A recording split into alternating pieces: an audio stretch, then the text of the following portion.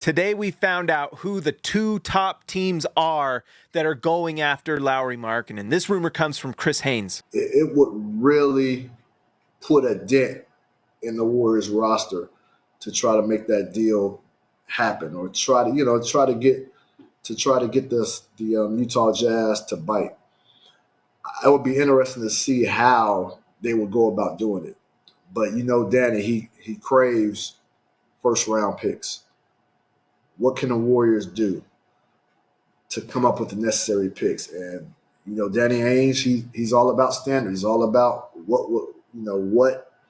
what did this team do? What's the most recent example? One of the most recent examples is probably Mikal Bridges. So they're looking at all of these things. So I was told the Warriors are the aggressors. San Antonio Spurs, they're in on as well.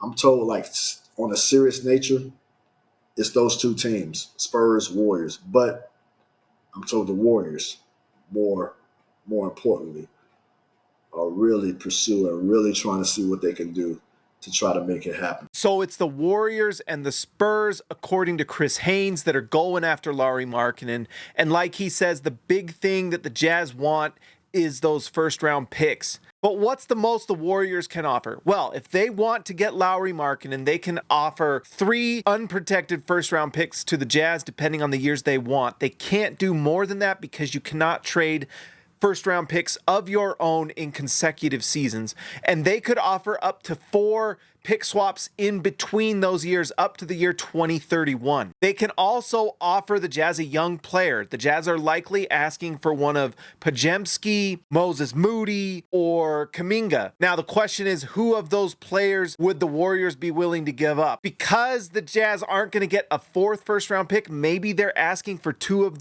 those 3 players. Now, Warriors fans, let me know. Is that a lot? Is that too much? Well, it might sound like Steph Curry is fine with that cost, according to Monte Poole, who reports on the Warriors. What do you think Steph Curry's thinking about getting immediate help? I think he wants it badly. I think he wants it badly. And so and the Warriors know that, and that puts a certain amount of pressure on them to do something, which I think they will. But will they do something that will satisfy Steph? And maybe Zach LaVine, again, that's a lot of money. Yeah. And the Warriors kind of like their finances right now. And if they were to go after now, maybe if they were a package with Wiggins and some other parts, maybe that would be something they would do. But I think based on all I've heard so far, their number one target is Lauri Markkanen. And if they, and he's the number one target because Paul George went off the table on Saturday. So yep. They had everything lined up for Paul George, and there was a lot. They got close, but it didn't happen. And once that was gone, the Warriors were like, okay, we have to scramble now. What are we going to do? And Lauri Markkanen is a guy who, he's that beautiful stretch 4. And the Warriors, the Warriors are a short team. Yeah, they led the league in rebounding, but they're still a short team.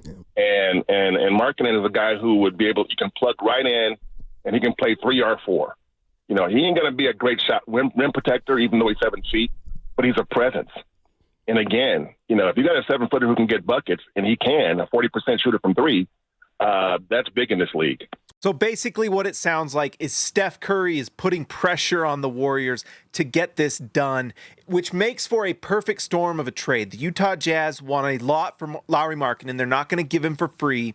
The Warriors are super motivated to go get a replacement for Klay Thompson. They want to take advantage of the final 3 to 4 years of Steph Curry's career. He's not going to be playing forever, and I'm sure he wants to stop having these tanking seasons and just wants to compete. Lauri Markkanen would be perfect for them because he can play off the ball. He's one of the best off-ball shooters. He fills that Klay Thompson role perfectly, where he's a spot-up shooter, cuts to the basket, hit rebounds, does everything that they need offensively that Klay couldn't quite do. And Lauri Markkanen's an underrated defender. Is he an elite defender? No, but he's a high-level rebounder. He is big. He does give effort, and at worst, he's an average to pretty good defender. The question, like we've said before, is, will this happen? Are the Warriors willing to give the Jazz what they're asking for? Will they give up Kuminga? Will they give up Moses Moody? And will the Jazz accept that? Because if the Jazz only get 3 first-round picks and 3 or 4 swaps, is that enough? It certainly seems like the Warriors are motivated, and maybe the Jazz right now are negotiating something to make sure Lauri Markkanen goes and resigns there. Perhaps the Warriors are talking to Markkanen just about a renegotiation of his contract, because we know that's something that Lauri Markkanen wants.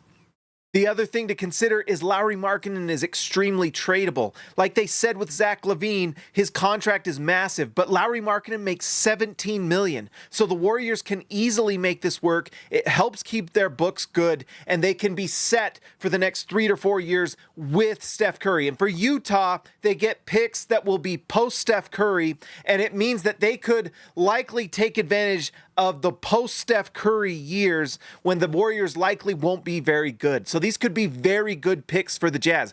Guys, like and subscribe to the channel. Let me know, do you think this is going to happen, or maybe something else happens, or maybe it doesn't happen at all? I'll talk to you next time.